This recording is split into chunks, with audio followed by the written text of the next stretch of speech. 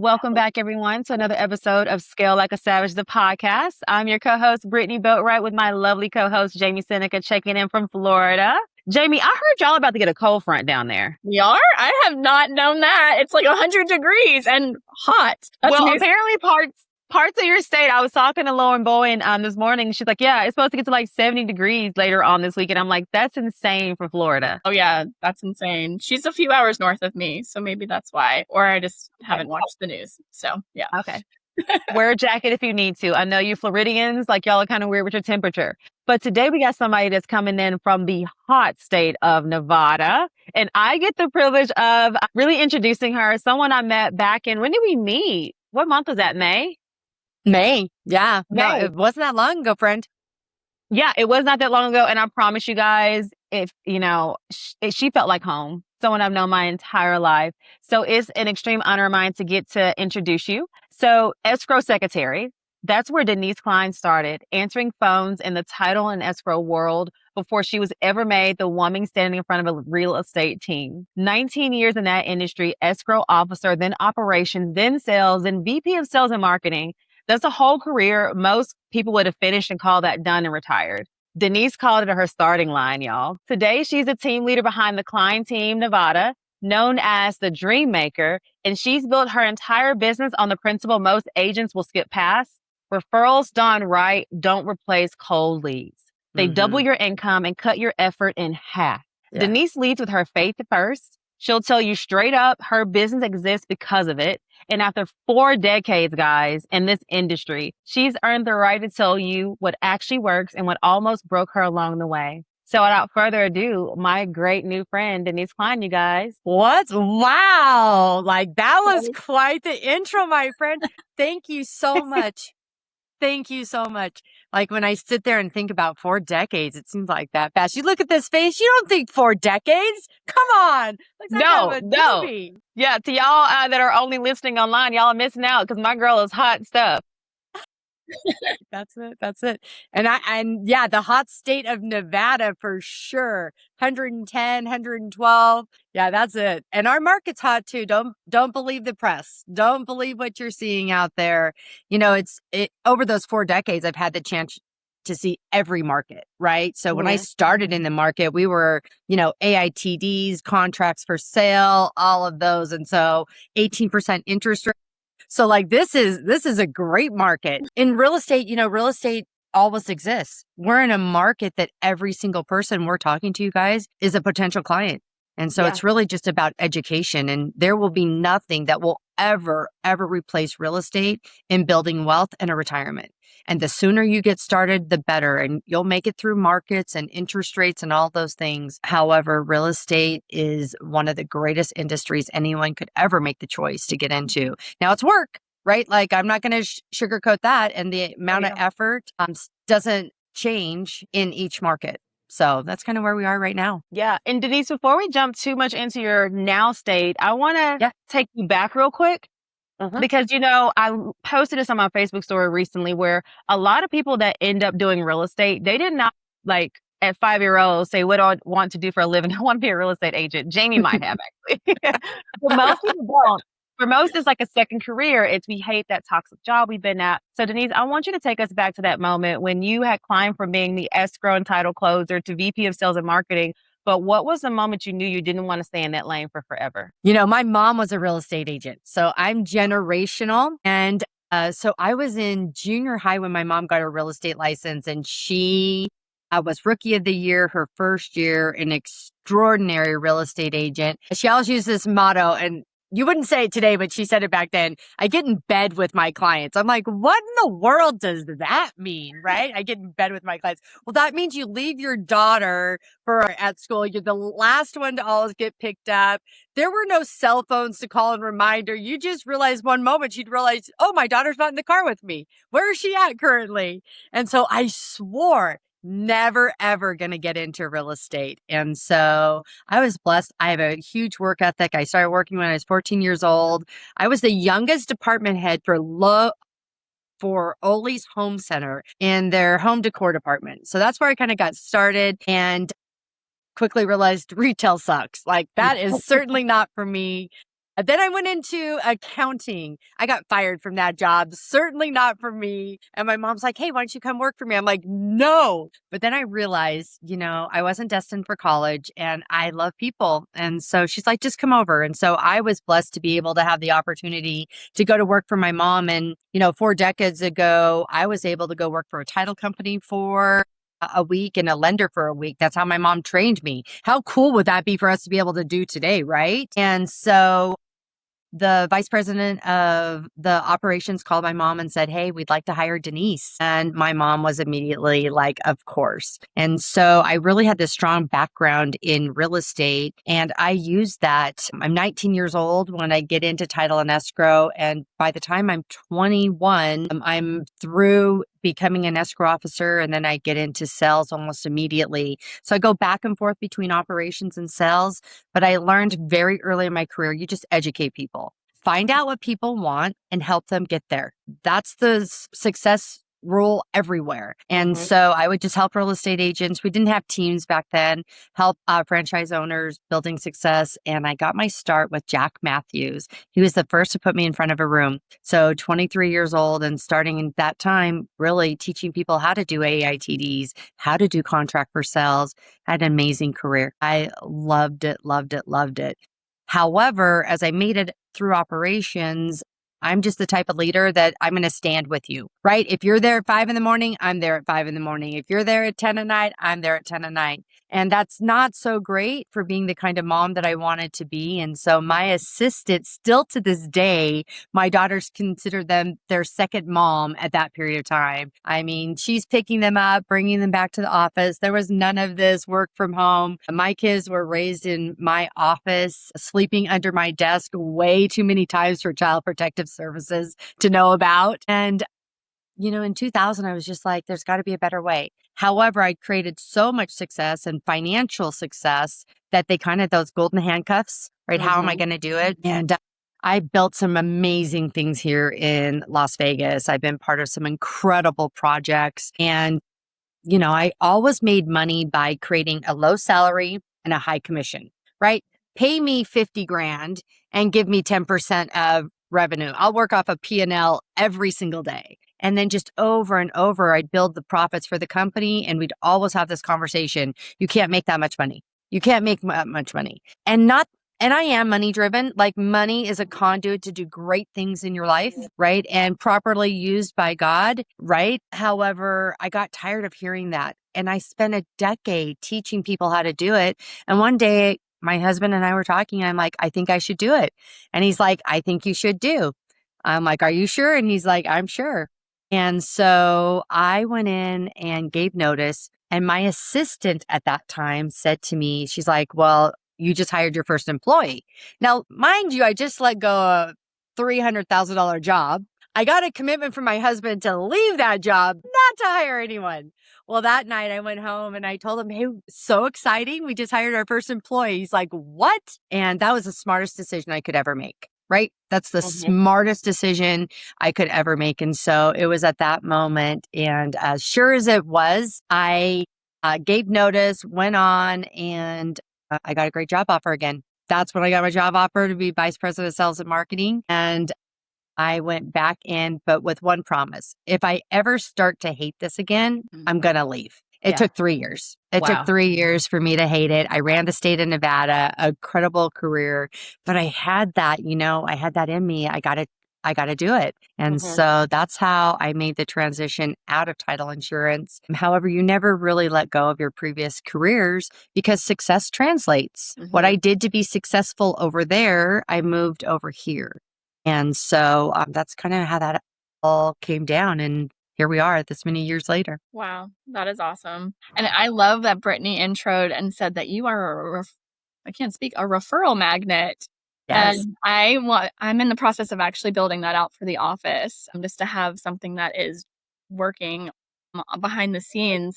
Yeah. Well, yeah. How would you say that break that down for us, for our viewers? How has your referral based system actually what does it look like day to day? Awesome. So, it's really based on this concept of double your profits with half the effort, right? So Mhm. as business owners, we have to run profits. That's what we're chasing. We're not chasing revenue. And certainly we've all done it. I've been on the leaderboards. My first attempt at a team was before teams ever existed. And you have to remember, I came from paying salespeople six figures. So not my proudest moment, but if I would tell you my strategy for those sales teams was shut up, do what I say, and we'll be successful. And that is a true statement. All right. It's a true. And when you're paying people six figures, you can say stupid stuff like that. That does not work in this world of leadership. Oh, Not really something I have to fight myself from saying so often. I'm like, just listen to me, you big dummy. But you cannot say that to people, Cannot. guys. Y'all can't. And you know what? That's not really the leader that I want to be, but it was who I was at that moment. And so when you're going through that process, how did I launch? How did I become successful? Is to talk to my friends and family. And so my motto, Jamie, is to make real estate easy and fun again. The fastest way to make it easy and fun again is to work with people you love to work with. Now, look, when you're first getting started in real estate, listen, you really need whatever deal you can get. George Durkin was the mentor I started with, and I would see him he was my broker, as a matter of fact. He was in the office. He was using Top Producer, but he was on that phone every night. And I walked in and I said, hey, so I'd love for you to mentor me. Is that something you'd be willing to do? He's like, yeah, sure. Of course I would. And I'm like, great. How much is that going to cost? He's like, nothing. I'm like, what? And he's like, nothing. Oh, there's always the catch, right? Always the catch. And he said, you have to have something in escrow in 3 weeks. Mhm. Any leader that's listening to us from now on, that's the bar. If you want people to be successful in real estate, they got to start making money sooner, quicker, faster. And so, Jamie, the fastest way to do that was to get into the people I know. And so I'll never forget, she was our, what we called IT back then. She was our telecommunications contractor. Hardest deal of my life. Everything terrible that could happen to that deal did. But I got it in and I got paid, and some of the best advice. And so early on in my professional career in title and escrow, it was all relationship based. Now you fast forward today, and I think I probably have one of the most unique concepts out there, where this concept of double your profits with half the effort. See, Zillow, and I'll just tell you, I hate Zillow. Zillow's the devil. I ain't playing with them. So, right, like I got a whole opinion that probably I shouldn't say in public, but they did teach us something.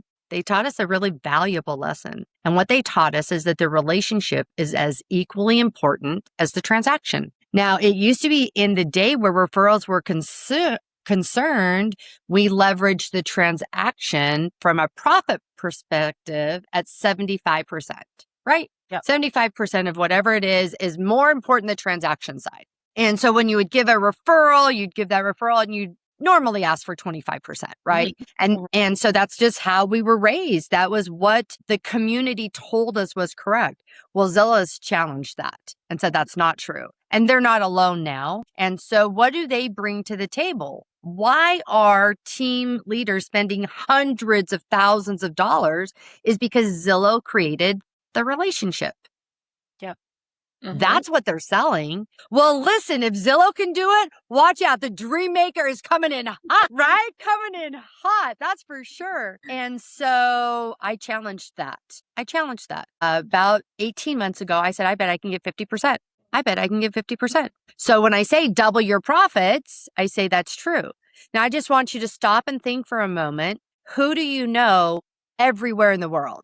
Like, I'm blessed. I work for an international broker. And so I have teams all over the United States and across the world. And so I started focusing on those relationships. And I started to say, I could even take some more lessons from Zillow, right? How they stay the standard high.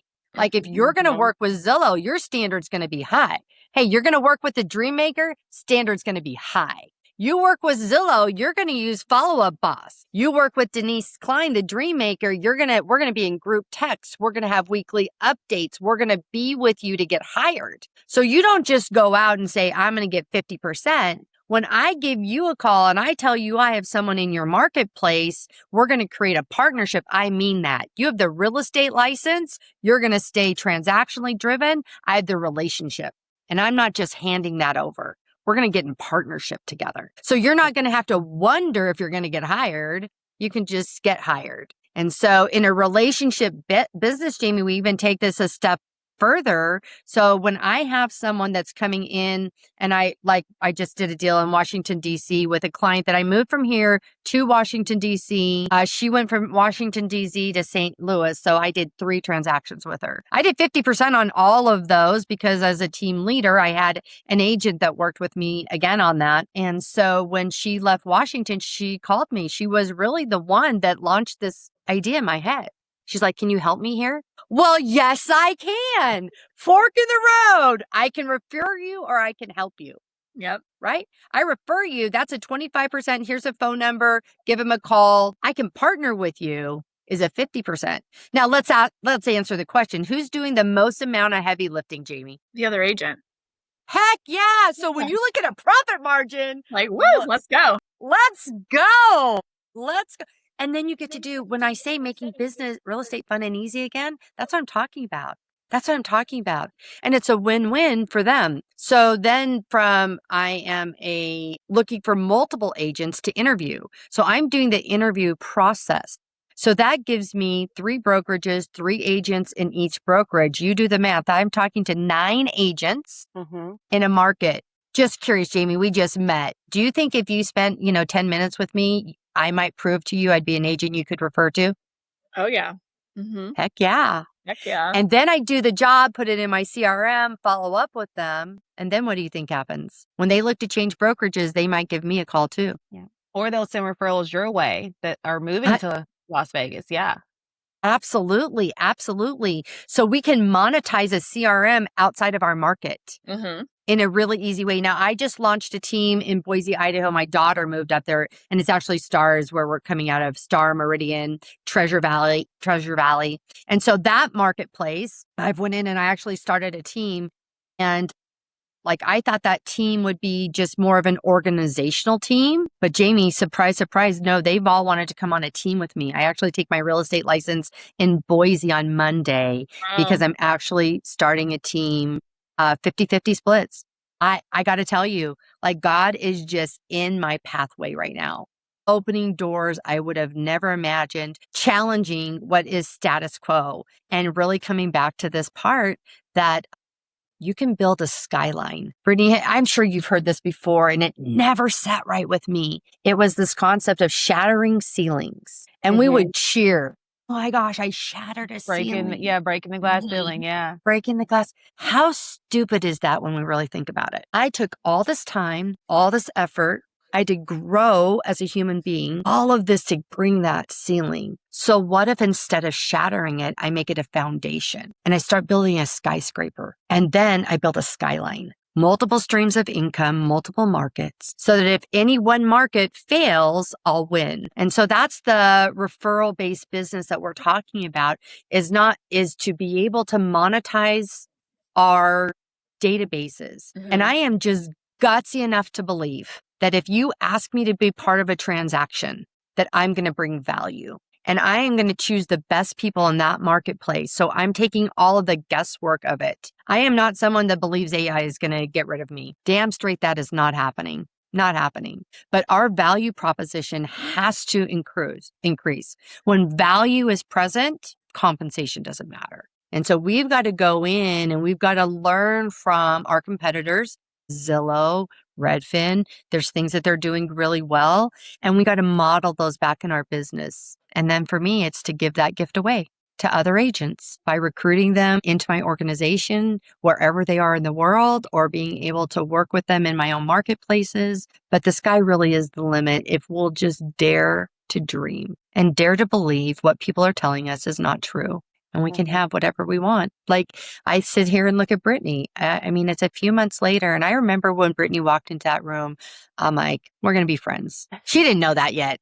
There's that energy about her. Yeah. She did, right? And the way that she participated and gave and contributed, that's what I'm interested in. And so I'm an international coach. I work for a company called Workman Success. And so brand agnostic. I believe there's a brand for everyone. And so wherever you are in the real estate space, and I've had 4 brokers through my career, and every one of them have contributed at a very high level. So when we're talking about this referral-based business, I don't believe that it just has to be my brokerage.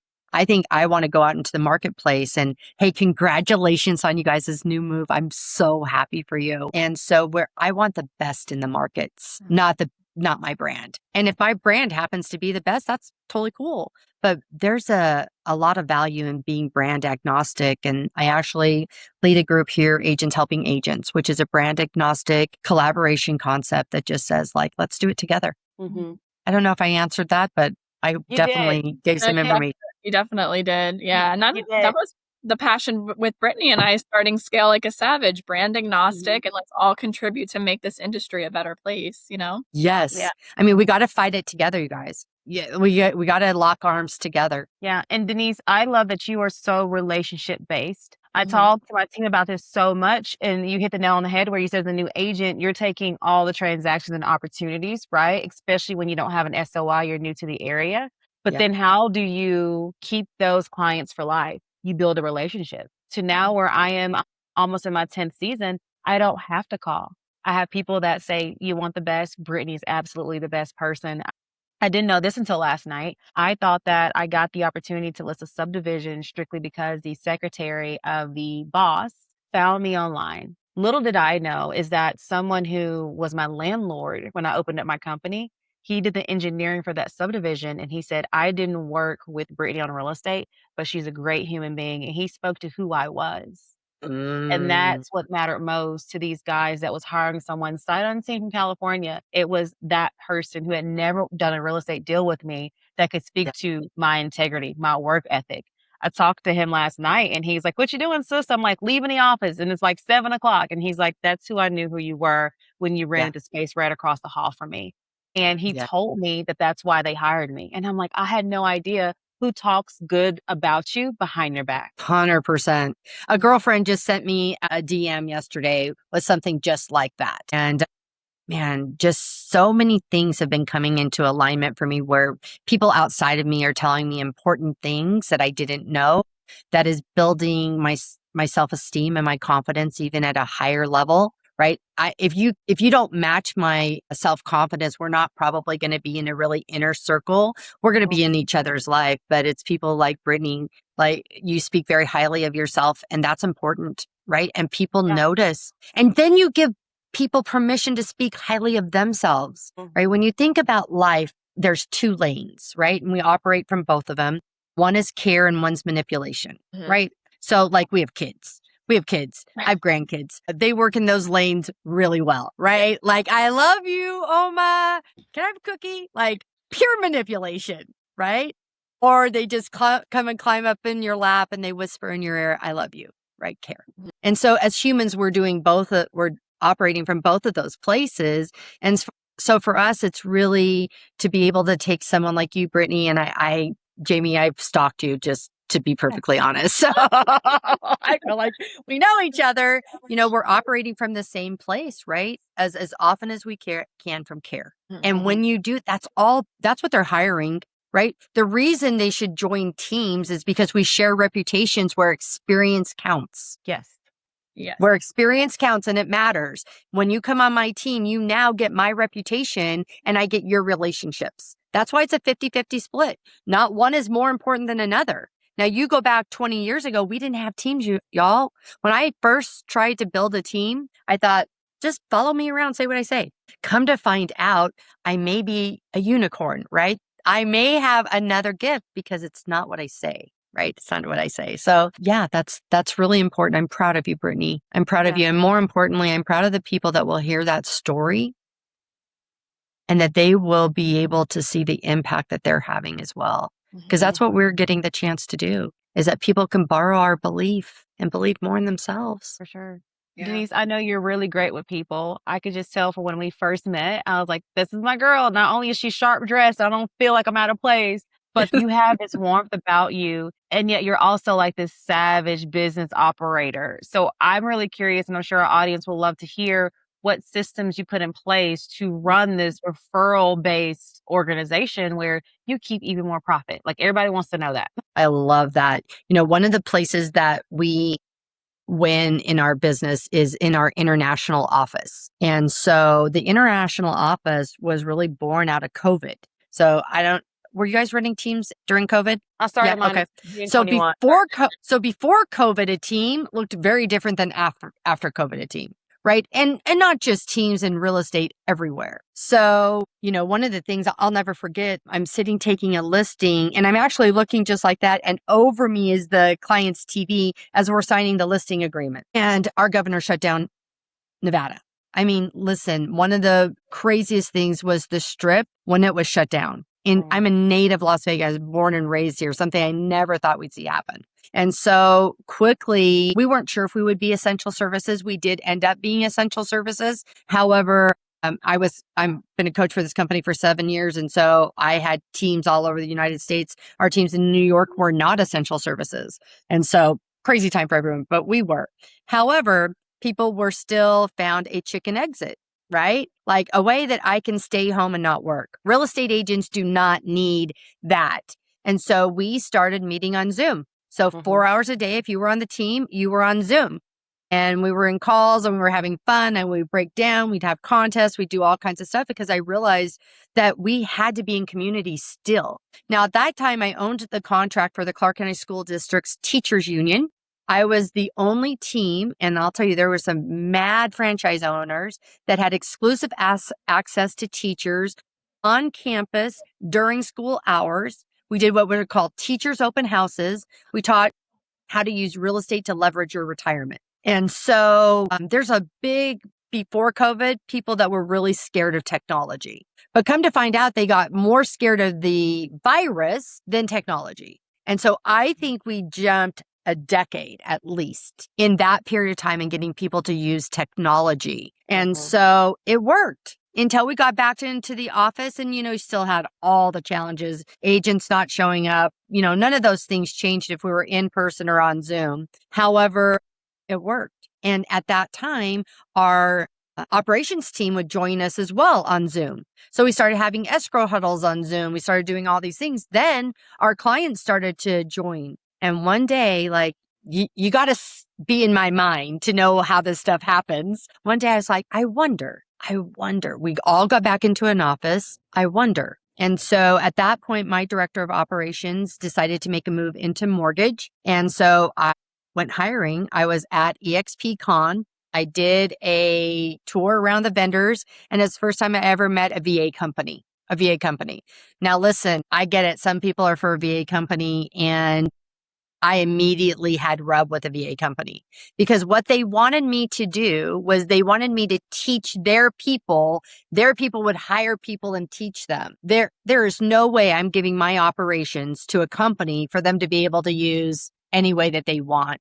There's no way I'm not going to be the point of contact. And so I got this company and learned. I learned about the VA environment. Now, one of the things that I did different than anyone else. So when our international team comes in, they log into a Zoom. So it's like I'm driving down the road. I click my link. It's like I'm sitting in the office with Kate. And so we're working together. Yesterday, I had a coaching client that we were working together. He came into our international office. I'm on my phone. Kay's on the computer. We're working with my coaching client on some SOPs. And so the international office through Zoom has been game changer. So when we say easy and fun, I'm thinking of two things all the time. My ability to delegate and duplicate. That's it. And that's how come it's easy and fun, because I only do things that make me front facing.